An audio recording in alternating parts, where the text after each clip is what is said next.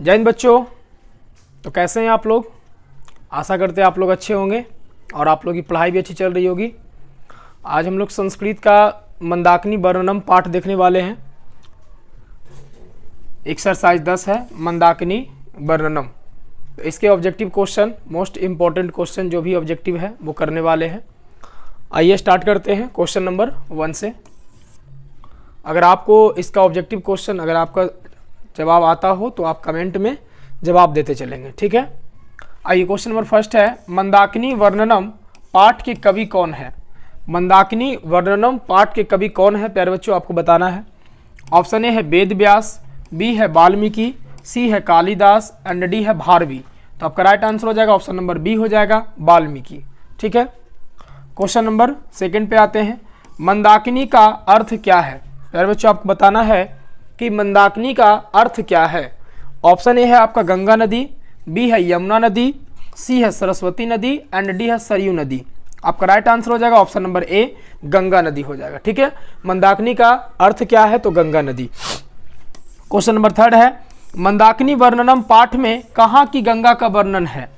मंदाकिनी वर्णनम पाठ में कहाँ की गंगा का वर्णन है, यह आपको बताना है।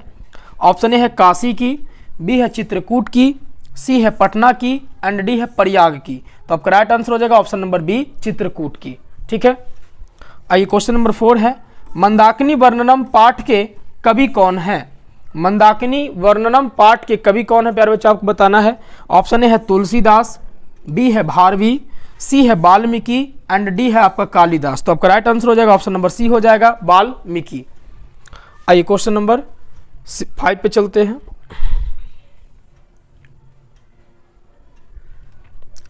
क्वेश्चन नंबर 5 कहता है, मंदाकिनी वर्णनम पाठ किस ग्रंथ से संकलित है? मंदाकिनी वर्णनम पाठ किस ग्रंथ से संकलित है आपको बताना है। ऑप्शन ए है रामायण से, बी है महाभारत से, सी है रघुवंश महाकाव्य से एंड डी है विष्णु पुराण से। तो आपका राइट आंसर हो जाएगा ऑप्शन नंबर ए रामायण से, ठीक है। आइए क्वेश्चन नंबर 6 है, नदियां समुद्र में कैसे मिलती है? नदियां समुद्र में प्यारे बच्चों कैसे मिलती है? ऑप्शन ए है नाम को छोड़कर, बी है रूप को छोड़कर, सी है नाम और रूप दोनों को छोड़कर एंड सी है बिना किसी को छोड़कर। तो आपका राइट आंसर हो जाएगा ऑप्शन नंबर सी, नदियां जो है नाम और रूप दोनों को छोड़कर समुद्र में मिल जाती है। क्वेश्चन नंबर 7 है, वनवास प्रसंग में राम सीता लक्ष्मण के साथ कहां पहुंचते हैं? वनवास प्रसंग में राम सीता लक्ष्मण के साथ कहां पहुंचते हैं? ऑप्शन ए है विचित्रकूट, बी है आपका स्वर्णकूट, सी है चित्रकूट एंड डी है पर्णकूट। तो आपका राइट आंसर हो जाएगा ऑप्शन नंबर सी चित्रकूट हो जाएगा, ठीक है। क्वेश्चन नंबर 8 है, मंदाकिनी नदी किस पर्वत के निकट बहती है? मंदाकिनी नदी किस पर्वत के निकट बहती है आपको बताना है। ऑप्शन ए है मलय पर्वत, बी है मंदार पर्वत, सी है चित्रकूट पर्वत एंड डी है गृध्रकूट पर्वत। तो आपका राइट आंसर हो जाएगा ऑप्शन नंबर सी चित्रकूट पर्वत के निकट बहती है। चलिए नेक्स्ट क्वेश्चन चलते, क्वेश्चन नंबर 9 है,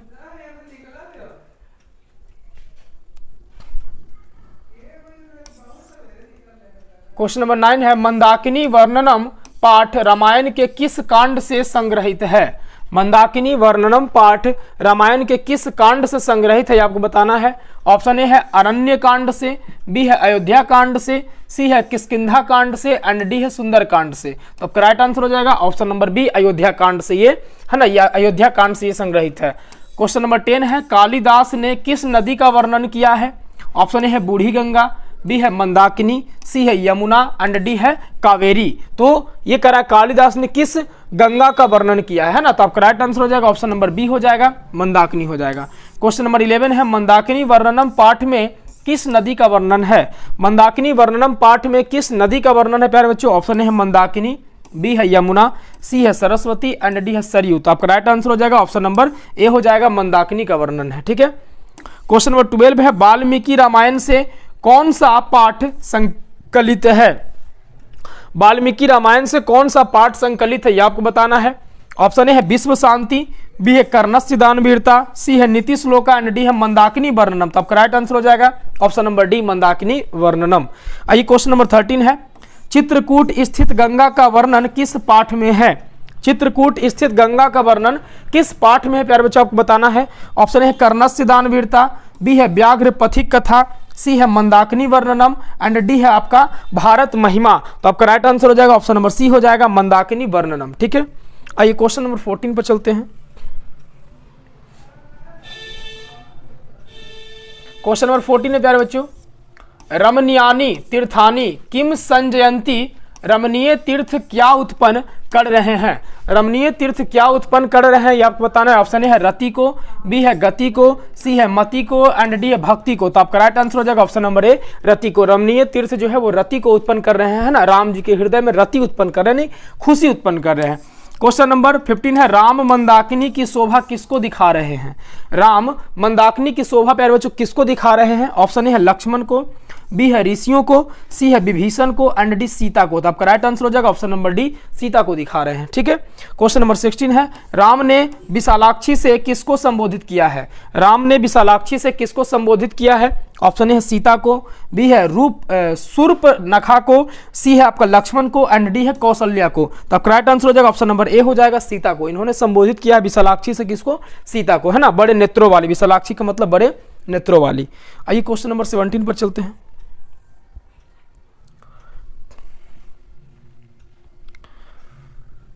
क्वेश्चन नंबर 17 कहता है मंदाकिनी में कौन स्नान करते हैं। मंदाकिनी में प्यारे बच्चों कौन स्नान करते हैं ये आपको बताना है। ऑप्शन ए है देवता, बी है ऋषिगण, सी है जंगली पशु एंड डी है सज्जन। तो आपका right answer option number B हो जाएगा ऋषिगण स्नान करते हैं। ठीक है, आइए क्वेश्चन नंबर 18 है मंदाकिनी वर्णनम पाठ में कुल कितने पद हैं। मंदाकिनी वर्णनम पाठ में प्यारे बच्चों कुल कितने पद हैं ये आपको बताना है। ऑप्शन ए है 7, बी है 5, सी है आपका 11 एंड डी है 10। तो आपका राइट आंसर हो जाएगा ऑप्शन नंबर डी हो जाएगा 10 पद हैं। ठीक है, क्वेश्चन नंबर 19 है मुन्या उधर्व बहवा नियमात उपतिष्ठन्ते, खाली स्थान उपतिष्ठन्ते, इसको भरना है आपको। क्या भराएगा, मुनिया उधर्व बहवा नियमात, मुनि जो है यानी ऋषि मुनि जो है यानी कि उधर्व बहवा नियमात ऊपर हाथ करके डेली किसकी उपासना करते हैं। तो ऑप्शन ए है चंद्रम, बी है आदित्यम, सी है राजानम एंड डी है आपका अग्नियम। तो आपका राइट आंसर हो जाएगा ऑप्शन नंबर बी हो जाएगा आदित्यम यानी कि सूर्य की। ठीक है, आदित्यमय का मतलब सूर्य की। क्वेश्चन नंबर 20 है कैसी तीर्थ रामचंद्र जी के हृदय में रति उत्पन्न कर रहे हैं। कैसी तीर्थ, अभी रति उत्पन्न कर रहा था, है ना, तो ये हो जाएगा कैसी तीर्थ रामचंद्र जी के हृदय में रति उत्पन्न कर रहे हैं। ऑप्शन है रमणीय, बी है शोभनीय, सी है अवगाहनीय एंड डी है आपका दर्शनीय। तो आपका राइट आंसर हो जाएगा ऑप्शन नंबर ए हो जाएगा रमणीय तीर्थ। रमणीय तीर्थ जो है रामचंद्र जी के हृदय में रति उत्पन्न कर रही है। ठीक है, क्वेश्चन नंबर 21 है मंदाकिनी वर्णम पाठ वाल्मीकि रामायण के अयोध्या कांड के किस सर्ग से संकलित है। प्यारे बच्चों आपको बताना कि मंदाकिनी वर्णम पाठ वाल्मीकि रामायण के अयोध्या कांड के किस सर्ग से संकलित है। ऑप्शन ए है 95, बी 75, सी 85, डी 57। तो आपका राइट आंसर हो जाएगा ऑप्शन नंबर ए हो जाएगा 95। ठीक है, आइए क्वेश्चन नंबर 22 चलते हैं। क्वेश्चन नंबर 22 है मंदाकिनी वर्णम पाठ में राम किसको मंदाकिनी नदी दिखा रहे हैं। मंदाकिनी वर्णम पाठ में राम किसको मंदाकिनी नदी दिखा रहे हैं प्यारे बच्चों आपको बताना है। ऑप्शन ए है सीता को, बी लक्ष्मण को, सी सुमंत को एंड डी विभीषण को। तो आपका राइट आंसर हो जाएगा ऑप्शन नंबर ए सीता को दिखा रहे हैं। क्वेश्चन नंबर 23 है पूर्वासात खाली स्थान दर्शनम अधिक महत्वपूर्णम रिक्त स्थान को उचित विकल्प से भरे। कहता है पूर्वासात खाली स्थान दर्शनम अधिक महत्वपूर्णम। तो आपका राइट आंसर आपका ऑप्शन है ग्रामस्य, बी है चित्रकूटस्य, सी है वनस्य एंड डी है परिवारस्य। तो आपका राइट आंसर हो जाएगा ऑप्शन नंबर बी चित्रकूटस्य। पूर्वासात चित्रकूटस्य दर्शनम अधिक महत्वपूर्णम, है ना। आइए क्वेश्चन नंबर 24 है जटा जिंधरा ऋषिया खाली स्थान अवगाहनते रिक्त स्थान को उचित विकल्प से भरना। जटा जिंधरा ऋषिया जटाओं से जो युक्त जो ऋषि हैं, है ना, वो जो है किसकी उपासना करते हैं। ऑप्शन ए है पदाम की, बी है मंदाकिनी यानी कि किस में उपासना कर रहे हैं। ऑप्शन ए है यमुनाम एंड डी है आपका कोसिम। तो आपका राइट आंसर हो जाएगा मंदाकिनी नदी में जो है वो उसमें जल में उतरकर और जो है क्या कर रहे हैं उपासना कर रहे हैं, है ना। क्वेश्चन नंबर 25 रंग बिरंगे तटों वाली नदी कौन है। रंग बिरंगे तटों वाली नदी कौन है। ऑप्शन ए है गंडक, बी है यमुना, सी है मंदाकिनी एंड डी है सरस्वती। तो आपका राइट आंसर हो जाएगा ऑप्शन नंबर सी मंदाकिनी है। ठीक है, आइए क्वेश्चन नंबर 26 पर चलते हैं।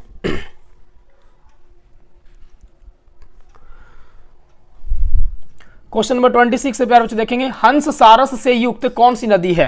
हंस सारस से युक्त यानी कि हंस सारस से भरा हुआ कौन सी नदी है ये आपको बताना है। ऑप्शन ए है मंदाकिनी, बी है गंडक, सी है कोसी एंड डी है यमुना। तो आपका राइट आंसर हो जाएगा ऑप्शन नंबर ए मंदाकिनी हो जाएगा। ठीक है, क्वेश्चन नंबर 27 है, जल के बीच में कौन तैर रहा है? जल के बीच में कौन तैर रहा है? ऑप्शन ए है मुनि, बी है लता, सी है पत्ता एंड डी है सारस या फूल। तो आपका राइट आंसर हो जाएगा ऑप्शन नंबर डी, सारस या फूल तैर रहे हैं। ठीक है।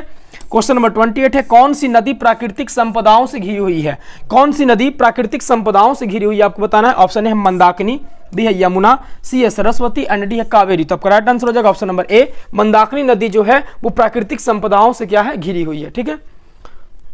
नेक्स्ट क्वेश्चन चलते हैं, क्वेश्चन नंबर 29 है,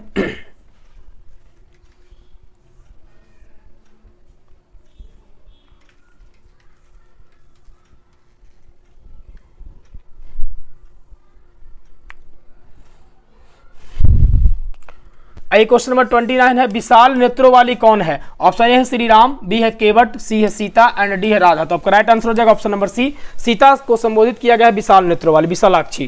क्वेश्चन नंबर 30 है, मुनि लोग किनकी उपासना करते हैं? मुनि लोग किसकी उपासना करते हैं? ऑप्शन ए है शिव की, बी है सूर्य की, सी है राम की एंड डी है कृष्ण की। तो आपका राइट आंसर हो जाएगा ऑप्शन नंबर बी हो जाएगा, सूर्य की उपासना करते हैं। क्वेश्चन नंबर 31 है, कौन नदी को दोनों ओर से घेरे है? कौन नदी को दोनों ओर से घेरे है? ऑप्शन ए है धरा, बी है नगर, सी है पर्वत एंड डी है आपका वृक्ष। तो आपका राइट आंसर हो जाएगा ऑप्शन नंबर सी हो जाएगा, पर्वत जो है वो नदी को दोनों ओर से क्या है, घेरे हुए है। आइए क्वेश्चन नंबर 32 है, रामचंद्र जी ने शोभने संबोधन का प्रयोग किसके लिए किया है? शोभने संबोधन का प्रयोग किसके लिए किया है ये आपको बताना है। ऑप्शन ए है लक्ष्मण के लिए, बी है तपस्वियों के लिए, सी है गंगा के लिए एंड डी है सीता जी के लिए। तो आपका राइट आंसर हो जाएगा ऑप्शन नंबर डी हो जाएगा, सीता जी के लिए किए हैं। ठीक है। नेक्स्ट क्वेश्चन चलते हैं, क्वेश्चन नंबर 33 चलते हैं।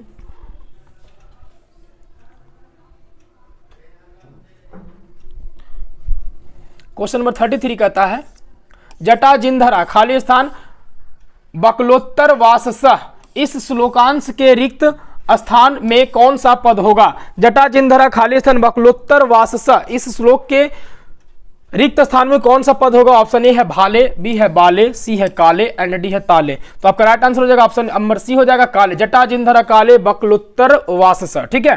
क्वेश्चन नंबर 34 है, जटा और मृग चर्म कौन धारण किए हुए है? जटा और मृग चर्म कौन धारण किए हुए है ये आपको बताना है। ऑप्शन ए है मुनि, बी है छात्र, सी है कालिदास एंड डी है शिक्षक। तो आपका राइट आंसर हो जाएगा ऑप्शन नंबर ए हो जाएगा मुनि। ठीक है।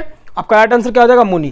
क्वेश्चन नंबर 35 है, दोनों भुजाओं को ऊपर कर कौन उपासना करते हैं? दोनों भुजाओं को ऊपर कर नदी में घुसकर कौन उपासना करते हैं? ऑप्शन ए है देवता, बी है मुनि लोग, सी है सैनिक एंड डी है सीता। तो आपका राइट आंसर हो जाएगा ऑप्शन नंबर बी, मुनि लोग उपासना करते हैं। ठीक है। क्वेश्चन नंबर 36 है, कौन नृत्य के समान प्रतीत हो रहा है? कौन नृत्य के समान प्रतीत हो रहा है? ऑप्शन ए है भक्त, बी है आपका मुनि, सी है आपका वृक्ष एंड डी है आपका पर्वत। तो आपका राइट आंसर हो जाएगा ऑप्शन नंबर डी, पर्वत जो है वो क्या नृत्य के समान प्रतीत हो रहा है। ठीक है। आइए क्वेश्चन नंबर 37 है। क्वेश्चन नंबर 37 कहता है, मंदाकिनी नदी का जल किसके पीने से गंदा हो गया है? तो मंदाकिनी नदी का जो जल है किसके पीने से गंदा हो गया है? तो वो जो है जानवरों के पीने से गंदा हो गया, लेकिन कौन सा जानवर? तो ऑप्शन ए है खरगोश, बी है गाय, सी है मोर एंड डी है हरिण। तो आपका राइट आंसर हो जाएगा ऑप्शन नंबर डी, हरिण हो जाएगा। ठीक है।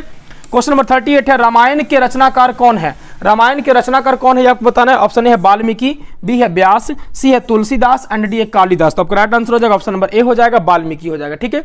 क्वेश्चन नंबर 39 है, कालिदास की कौन सी रचना है? कालिदास की कौन सी रचना है आपको बताना है। ऑप्शन ए है रामायण, बी है आपका रघुवंशम, सी आपका गीत गोविंद एंड डी आपका हर्षचरित। तो कालिदास का आपका हो जाएगा ये रघुवंशम, ऑप्शन नंबर आपका बी हो जाएगा, रघुवंशम हो जाएगा। ठीक है। तो प्यारे बच्चों ये क्वेश्चन 39 क्वेश्चन आपका इस सेट्स का था। तो आप इसी प्रकार से आप वीडियो को देखते रहें। वीडियो देखने के लिए बहुत बहुत धन्यवाद।